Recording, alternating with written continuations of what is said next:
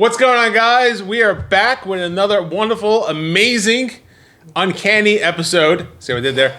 Of Popping Through Culture, and we are talking about episode 5. And I hope you remembered it. I did. I brought my notes this time. He did bring his notes. Last week, I dropped the ball. Big dropped time. the huevos. Yeah, but I think the episode kind of initiated the remember it. Thought about what I said after I said it.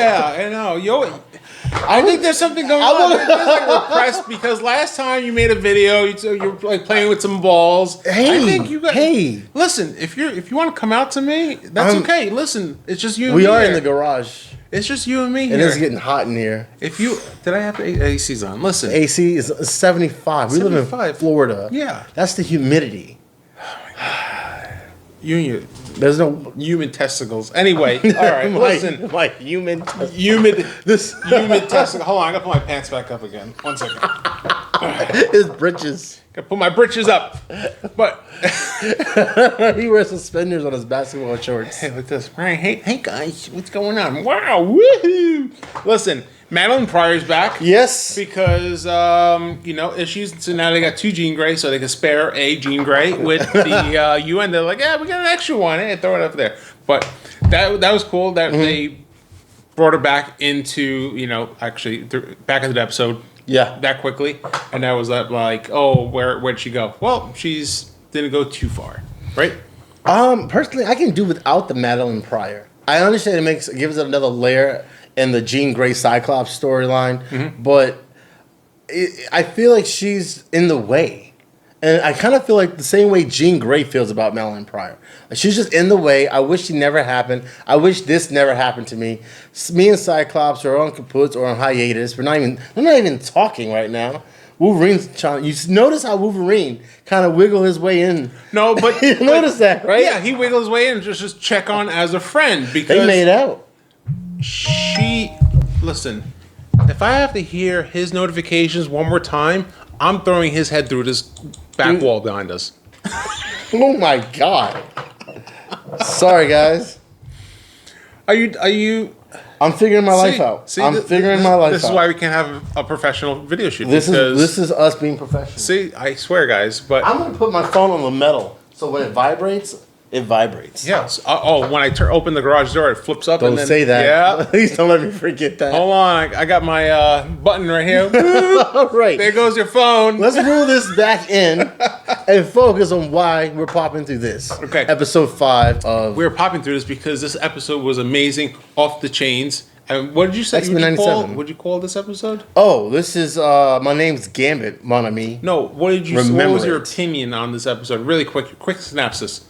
Oh, yo, this is the best episode in X-Men history. From 1991 to today. The entire season, from 91 to 96, and then now 97. 2024, 97. Best episode. Episode 5, the best one on screen. Better than better than... Yes. Better than The Return? Yeah. That's the second best. And this is even better than the movies. Seriously. Oh, the movies are... Yeah. Honestly, hands down, best X-Men movie or show I've ever seen. All right. I think a lot of people would agree with that. I think so. This was a very emotional episode. Yeah. And we saw so many cameos. There was more cameos in this episode than there was in any X-Men show history. And yeah, there was a lot. And one guy, a bunch of people you don't know names for. So there's that. Yeah, because I brought up Exodus. You're like, who the heck is that? Exodus. Yeah. Exodus. Like they're getting Bob kicked out. Exodus. Like the Jews had to go. Oh yeah. No, Exodus. Bob Marley. Oh come on. It's too dark for me. Whoa! It's Bob Marley. I'm just. Which happened to be black and white. Was his he? Parents, yeah. Oh, I don't know. See. Yep. All I know is don't worry. His dad was Dutch. Thing.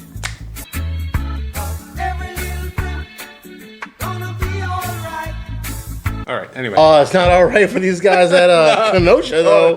Genosha. Jeez. Oh, my goodness. What a G. I literally just told you. Specify the G. Genosha. Why'd you throw in that? Genosha. Genosha. Genosha. Like I'm talking to my 7-year-old. Oh, my Look at the word. Look at me. Get the fuck out of here. We're gonna This is why we have 5-hour episodes. This right here is why we have 5-hour. Not my fault. You have a hard time pronouncing words. Oh my shit. Okay, so what are we talking about first, huh? All right, so they go to Genosha. That's where you want to start? Well, we want to start at the beginning. They have their interview, right? I want to start with the interview. That was a serious concept. Do you remember it? Yes, I remembered it. Okay, what you say? So they're at the X Mansion doing an interview of the mutants and everything, where even Beast was like, "Hey, listen, Blue still blushes."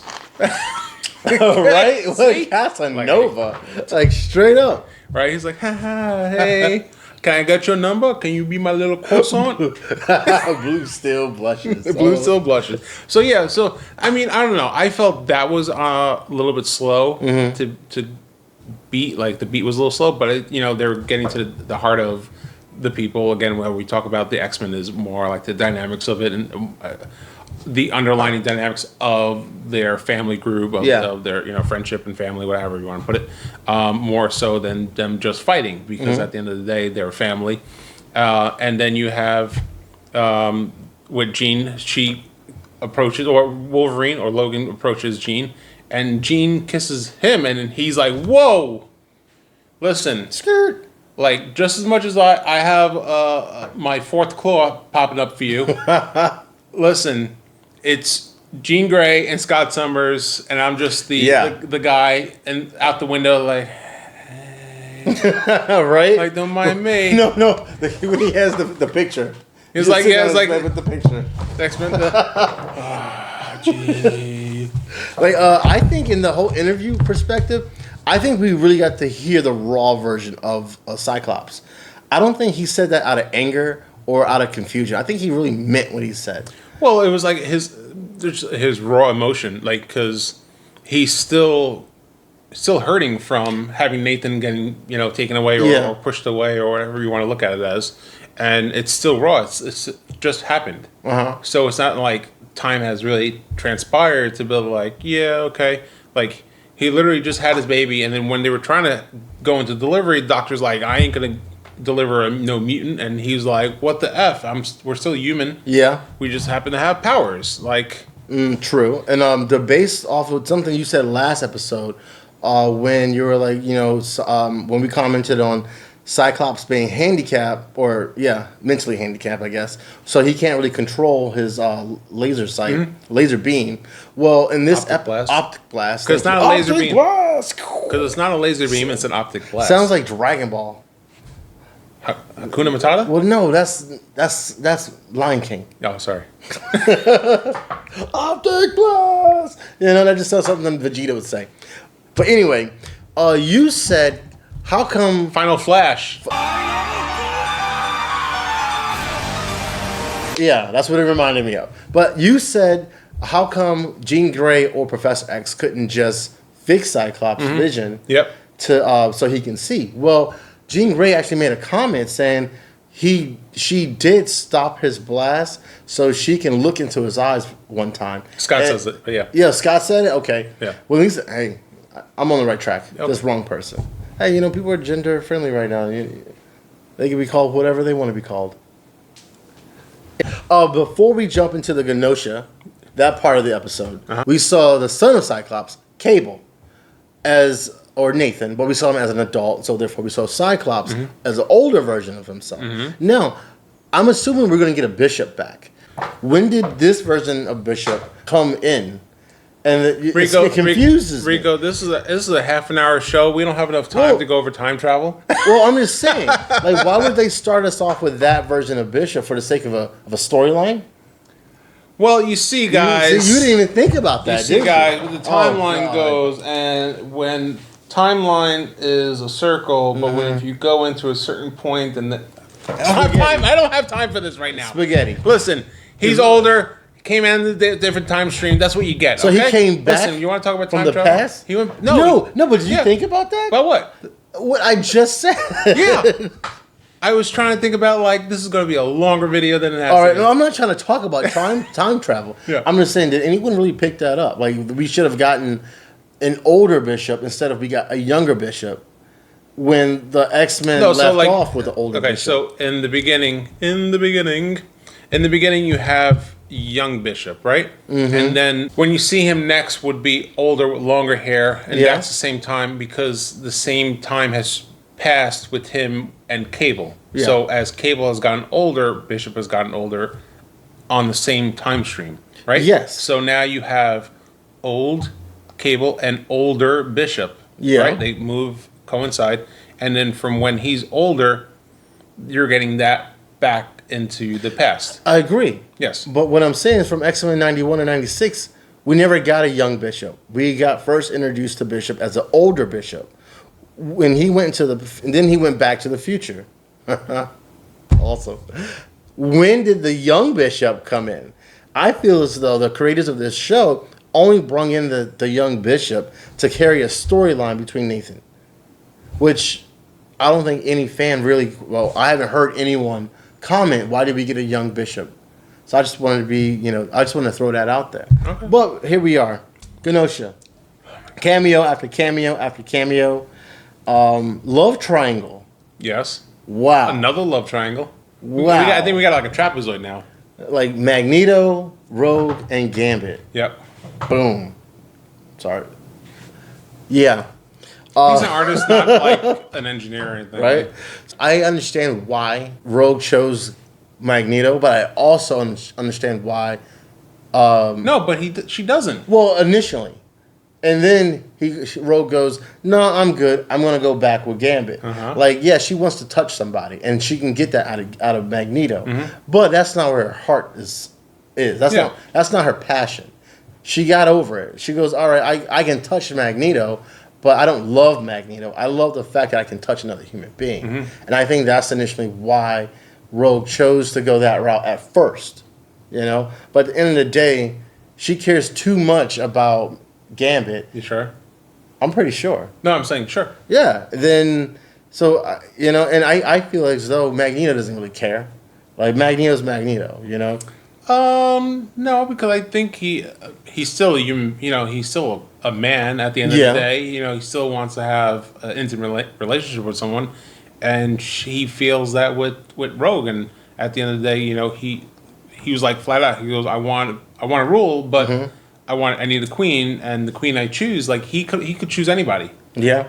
And do you think he's just doing it just to spite Gambit? I mean, No. I think that's below Magneto. Well, no, what I mean is I don't think Magneto doesn't care. Like, that's what I mean. Like, Magneto feels as though Gambit's no competition. Mm-hmm. Like, if she wants to be with me, she wants to be with me. If she doesn't want to be with me, then I'm still going to be who I am. I'm not going to mourn. I'm not going to feel jealous. I'm going to be exactly what I was yesterday. Mm-hmm. Opposed to Gambit, he kind of got his feelings hurt, and he kind of was like snappy about it and had an attitude. And I think Magneto, from his history, he has better control of his emotions, I guess. Mm-hmm. And based off of his upbringing, he knows what loss is. He knows how to go without. And that's not really, it's not a gain or a lose to him. Even though he said he loves her, he doesn't really, he's going to suppress that emotion because that's what he's used to. Sure. Outside of that, moving forward with that, you got the Super Sentinel. Yeah. That thing was a beast. Super Sentinel. That thing was a beast. Like mothership of all Sentinels. Oh, it reminded me of like a Mega Gundam. Mega Gundam. Yeah. Yo. There's a Gundam in G Fighter. He reminds me of that Gundam. And if you guys remember, if you guys watch G Gundam, there's that big head thing that is out of another Gundam kind of thing. It reminded me of that. I'm like, oh. But that thing was a beast. But I think we're jumping ahead. We had so many more cameos. We had Multiple Man. We had Exodus. You had Dazzler, which you didn't know was Dazzler. I overlooked it. I was like, yo, that's just another version of Jubilee because she wasn't in the standard costume. I was looking forward to the onesies disco look. But, that's not the decade she's in, so I understand. Yeah, it was pretty cool to see Exodus. I didn't expect to see him. He's, if you're not sure, he's an Omega level mutant. He can transport, and he's actually got his powers amplified by Apocalypse. And he's part of the X-Men. He's in the Krakoan age right now in the comics, and he's helping move all the mutants around to try to get them into a safe haven. But that was pretty cool. I wasn't expecting that because you don't see him. I didn't see him now until the recent comics, and I was like, oh, I know who that is because I'm reading the comics because I buy comics from somebody cool. But anyway, so where you have all those other cameos, and then who else do we see? I got two cameos stood out to me. Sure. First one, Nightcrawler.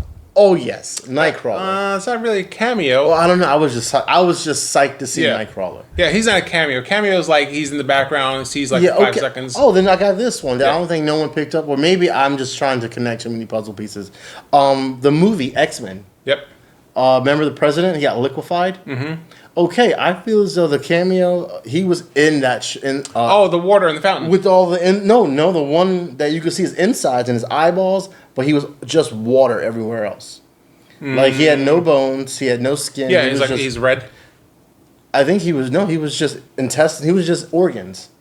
Yeah, it's in the beginning when they were in the market. Yeah. Yeah. I wonder if that was the president of the United States of America. That Mystique. Was he a president or a senator? Senator. He was a senator? Yeah, but I think his power would have been water. I think he turned into water. Yeah. So if anything, I would put my money on the guy in the fountain. That pushed Homeboy back up? Yeah, he was like, hey, are you okay? Yeah, that true. guy. I would true. That guy. Okay. Outside of that, Sentinels destroyed Kenosha. Yeah. Half. Oh my god. What? Genosha. There you go. Genosha, everybody. I'm sorry. I'm so sorry. Come get him. And then you have in the room talking about Magneto. So he wants to make him the Chancellor. You had Banshee in there. You had Emma Frost. The Hellfire Gala. Pretty much. Yeah. And then what's his face? The guy in the suit. I always forget his fucking name. Language. Me too. Honestly. First F-bomb from me. Wow. You did. I did. Say it again. No, I don't want to say. I felt dirty. No, you didn't. I need to go take a shower now. Ew. It's potty mouth. Potty mouth. Language. Fuck. What?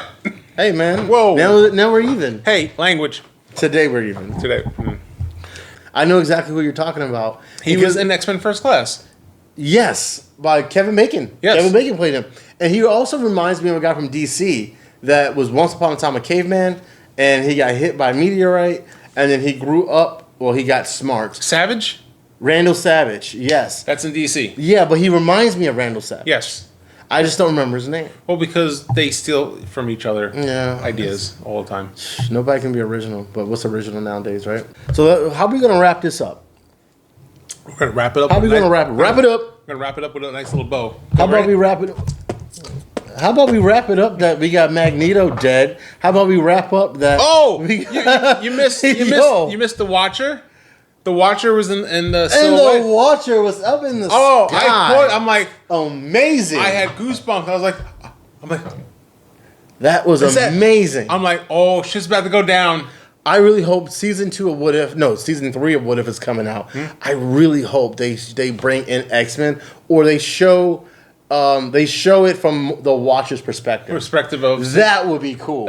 Come on, Disney. Yep. Come on, Disney. Make it happen. You know they're good at like wrapping it all together. Yeah. Piecing it all together. But yeah, seeing the silhouette of the Watcher, I was like, oh, that's the Watcher. I was so hyped. I was like, shit's about to go down now. Well, that also brings up the fact that the Watcher just let all of that happen.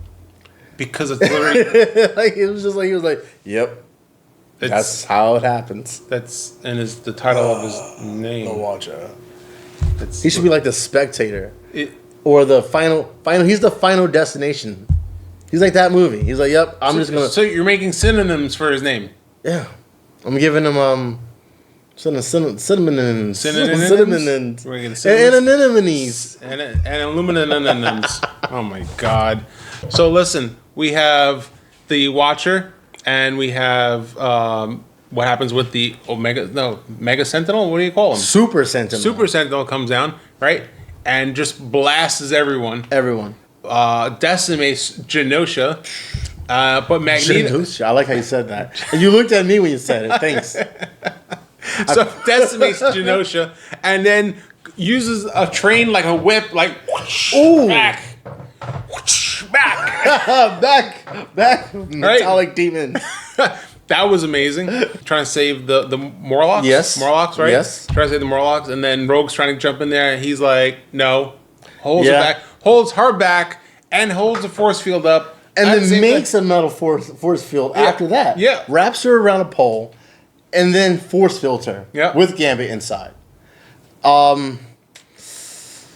He is an Omega level mutant. I feel as though right now he is the strongest that we've seen. But then again, we also got Gambit. We got to see him go full final flash. Yeah, final flash. Oh my goodness. I didn't think he can illuminate or process that much energy to just destroy. Well, he can pretty much, if he wanted to, he can literally destroy the whole world if he wanted to. That's how much power he has. That's why he's technically an Omega level mutant. Yeah. And he is in the comics where on a alternate universe, alternate Earth, multiverse, his other self is that powerful. And actually, the Gambit that we know, the 616 Gambit from the comics, winds up defeating him for whatever reason. But on another Earth, there is an Omega level Gambit, so he has the potential to be an Omega level mutant. He does have the power to explode the Earth if he wanted to, which is kind of crazy. But because they took out that part, he's only able to exert so much. So yes. So when his cards, actually, the power of what he's able to use is, the smaller it is, the quicker he's able to ignite the kinetic energy of it, right? And so that's actually why he's used playing cards, because they're small and he can throw it with accuracy. So then he actually just illuminates the Sentinel. Yeah. And just like it was just amazing how he did it, because like I always thought, like you said, like he touches something and then that's how it goes. But no, this whatever it was, this rail. The spike. Yeah, went through him, and he just used that kinetic. He just used his power. Yeah, he used his body to do it. Well, he held onto it. He grabbed it. He goes. Did he? I think he just used himself. No. He grabs onto it. And he's like, "The name's Gambit. Remember it." Right? I thought it was cool that he threw the motorcycle at Rogue, but he knew she could take that blast. Yeah. But I was like, yo, those little side quims, like, you know, he could have just. He couldn't have pushed her out the way because he knows she's too strong for that. He'll basically just get flown straight through. Yeah, I like the way the artists and the writers have really elevated their movement in the show. How everyone's really using their powers for like other things than to just zap or punch, whatever. Yeah. They're using their powers in totality. They're using it to move. They're using it to navigate the land and everything, which is really cool because it's different ways you're seeing them use their powers as opposed to like, I'm going to punch it and I'm going to push it. And, you know, so it's pretty cool seeing how they're using innovative, you know, or imaginative ways to explain or demonstrate the powers. Pretty cool. Yeah. Man, what a heavy episode. Yeah. So I think it was a really good episode. I'm excited to see episode 6, which is in another 2 days. And that morning, it's like... Bowl of cereal. X-Men. Well, are we wrapping this up? Is that about where we're at right now? I think it was great. I think everything that happened there, like, no joke, my mouth was like on my lap for like 5 minutes. I was like, what? What did I just what just happened? Rogue holding Gambit, and it just fades to black. I was like, what? I got chills. I just got chills. Frosty in here. Well, on that note, I'm Rico, my main man Chris. This is Popping Through Culture, and we'll catch you next week. Don't forget to like, share, subscribe, and we love to hear the comments. You guys got to say something about this week's episode or any following episodes. Don't hesitate. Hit that comment and let us know what you got. Peace out. Later, guys.